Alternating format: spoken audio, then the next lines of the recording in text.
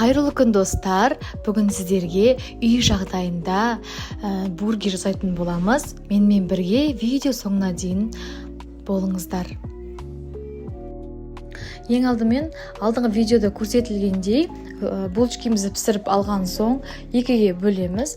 Одан соң оны табада кішкене қыздырып аламыз.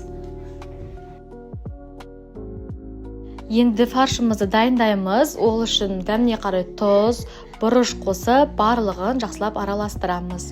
Мен паприка қостым, ол өз қалауларыңыз бойынша.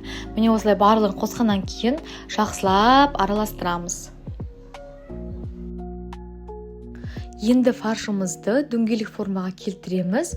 Міне мен осындай қолдандым, ал сіздер кез келген формаға немесе өз қолдарыңызбен жасасаңыздар болады. Міне осылай барлық фаршты жасап алғаннан кейін тоңазытқышқа 15-20 минутқа қоямыз. Фарштың астына пергамент төсеңіздер, ол жабысып қалмас үшін. Одан соң алдын ала қыздырылған майға екі жағына котлеттерімізді қызарғанша пісіріп аламыз. Міне біздің котлеттер дайын. Енді бургерімізді жинауға кірісеміз. Ол үшін ең алдымен бірінші барлық керекті ингредиенттерді дайындап аламыз. Одан кейін видеодағындай осылай барлығын кезекпен кезек қойып шығатын боламыз. Ал булочкамыздың ортасына кетчуп пен майонезді араластырып жағамыз. Міне біздің үй жағдайындағы бургеріміз дайын.